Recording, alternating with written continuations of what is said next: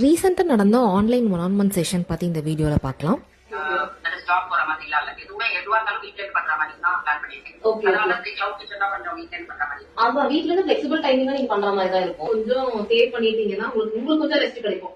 ஏன்னா நீங்க எல்லா வேலையும் நீங்களா தூக்கி போட்டீங்கன்னு வச்சுக்கோங்களேன், உங்களுக்கு சுத்தமா ரெஸ்ட் கிடைக்காது. அதுக்கு ஏதாவது ஹெல்ப் வச்சிருக்கீங்களா? அது நீங்க ஏதாவது பண்ணுங்களா? மீல்ஸ் ஆர்டர் பண்றாங்க அப்படின்னா அப்ப வந்து நம்ம 5 மெம்பர்ஸ் இருக்காங்க.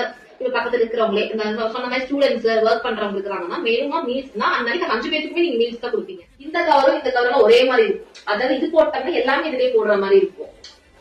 உங்களுக்கு புரியுதா நான் சொல்றது? அப்ப வந்து அவங்க தேர்வுக்கு இதுல உங்களுக்கு என்ன சமைக்க வரும் அண்ட் அதை வச்சு இப்படி மெனு பிளான் பண்ணி ரேட் ஃபிக்ஸ் பண்றது இது எல்லாமே டீடைலா கவர் ஆகும்.